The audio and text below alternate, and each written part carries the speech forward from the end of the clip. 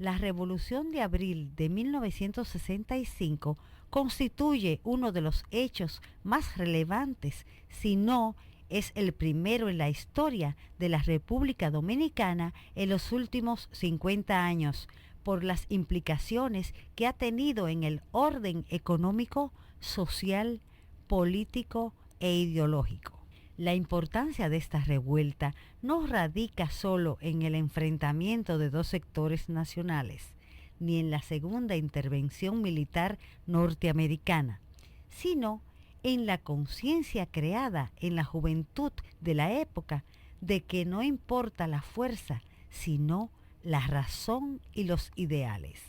De ahí que ciertamente la Revolución de Abril de 1965 no surgió como tal, sino con las pretensiones de derrocar al gobierno de facto que presidía el doctor Donald Reed Cabral.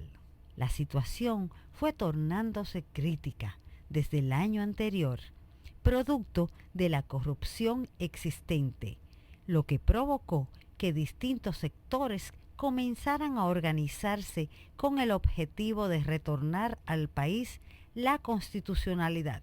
Los grupos que más se destacaron en esas acciones fueron los constituidos por estudiantes, profesionales y políticos, llegándose a cristalizar una alianza entre el Partido Revolucionario Dominicano y su principal rival, en ese entonces, el Partido Reformista Social Cristiano.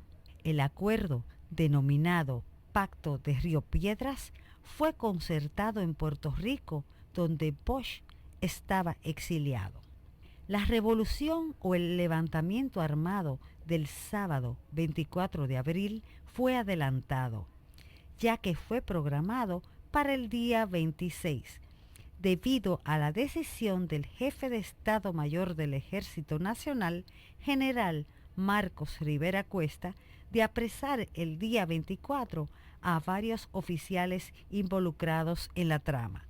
Los planes conspirativos que se incrementaron a partir de enero eran conocidos por la mayoría de la oficialidad de los institutos castrenses, por lo que las gestiones para dar un golpe de Estado en contra de los triunviros Reed Cabral y Ramón Cáceres Troncoso fueron cada vez más acelerados.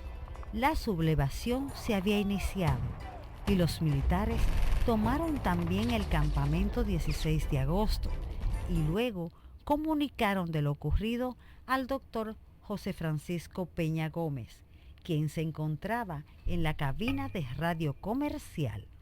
El doctor Peña Gómez anunció al país a través del programa Tribuna Democrática, órgano de difusión del Partido Revolucionario Dominicano, que grupos militares se habían rebelado en contra del gobierno. El anuncio fue hecho alrededor de la 1:30 de la tarde, provocando que miles de personas salieran a las calles a manifestarse a favor de los militares insurrectos.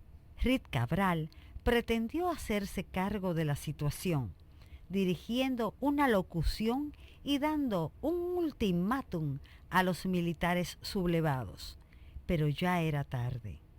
El pueblo se encontraba en las calles y los militares comprometidos decidieron entregarles las armas. Los militares, de esta manera, pretendieron presionar al grupo de San Isidro, que reaccionó violentamente ametrallando la ciudadanía en la tarde del domingo del 25 de abril, cuando ya Reed Cabral había renunciado y el doctor José Rafael Molina Ureña fue juramentado como presidente provisional de la República.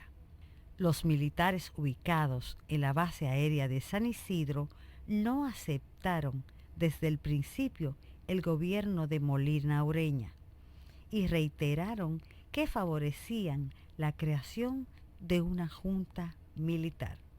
Al mismo tiempo, se incrementaron los ataques aéreos en contra del puente Duarte, donde se apostó desde el 24 de abril un considerable número de personas y se emplazaron varias piezas de artillería.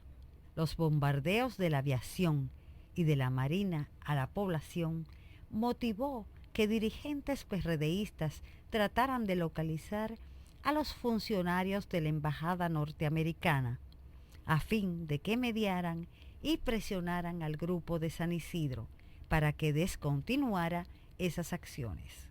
Sin embargo, los representantes de la misión hicieron caso omiso, evidenciando su respaldo al grupo de San Isidro, que públicamente lideraba el general Elías Wessing y Wessing.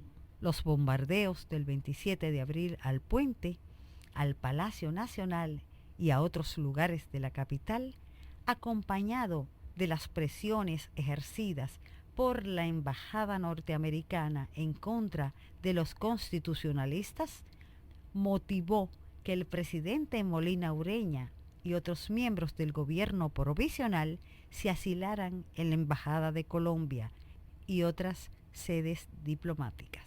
El vacío dejado por Molina Ureña y sus principales funcionarios fue llenado en horas de la noche por su ministro de Interior, el coronel Camaño Deñó, quien rápidamente se convirtió en el líder del movimiento constitucionalista.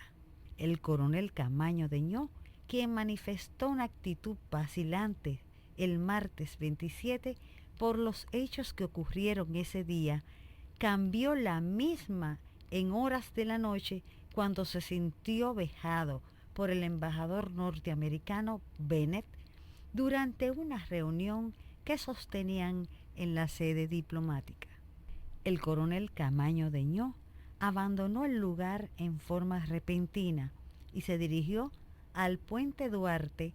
Antes fue a la emisora estatal Radio Santo Domingo, donde exhortó al pueblo a reactivar la lucha.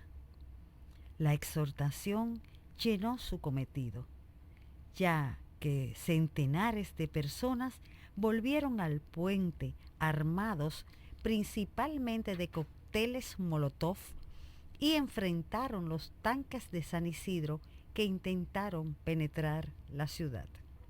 Los constitucionalistas, que a partir de ese momento fueron llamados rebeldes por la embajada norteamericana, comenzaron a atacar los destacamentos policiales para procurarse armas de fuego. La falta de armas constituyó el principal problema, ya que por cada constitucionalista armado, 20 o más estaban desarmados. Sin embargo, la situación cambió luego que capturaron la fortaleza Osama, donde consiguieron armas de distintos calibres.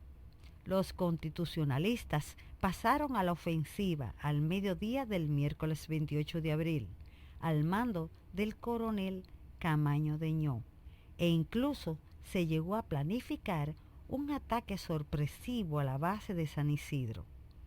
El entonces coronel Benoit pidió al gobierno norteamericano que desembarcara tropas porque alegadamente no podía garantizar la vida de los estadounidenses que se encontraban en el país.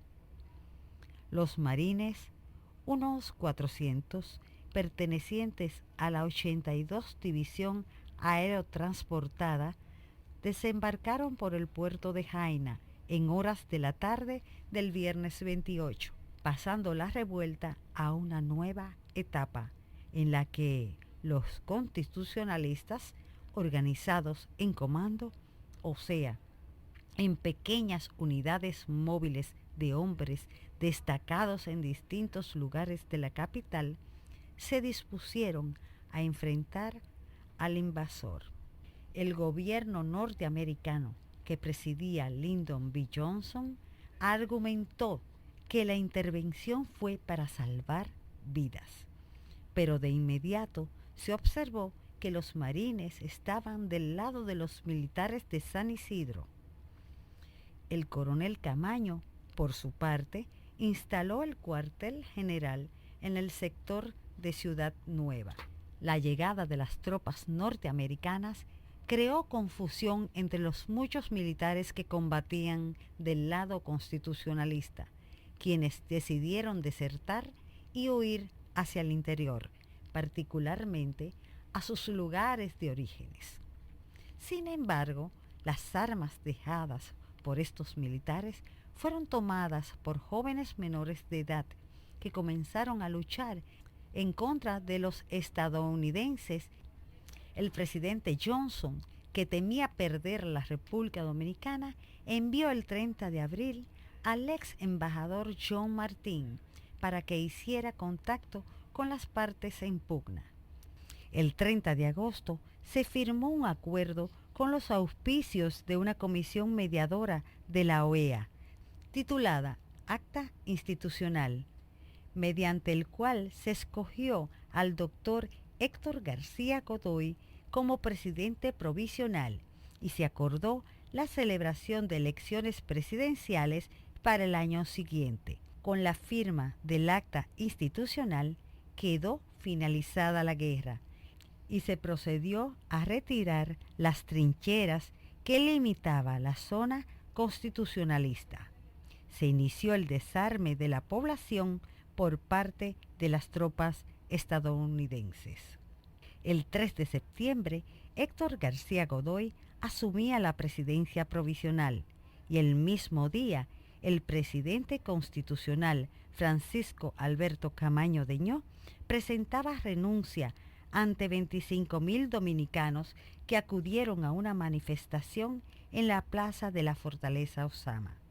El coronel Camaño Deñó, al presentar su renuncia, en una parte de su discurso dijo: «Porque me dio el pueblo el poder, al pueblo vengo a devolver lo que le pertenece. No pudimos vencer, pero tampoco pudimos ser vencidos. Nunca tal vez en la vida de los dominicanos se había luchado con tanta tenacidad contra un enemigo tan superior en número y en armas. Luchamos, sí, con bravura de leyenda, porque íbamos desbrozando con la razón el camino de la historia. Ante el pueblo dominicano, ante sus dignos representantes que aquí encarnan el Honorable Congreso Nacional, renuncio como presidente constitucional de la República. Dios quiera y el pueblo pueda lograrlo, que esta sea la última vez en nuestra historia que un gobierno legítimo tenga que abandonar el poder bajo la presión de fuerzas nacionales o extranjeras».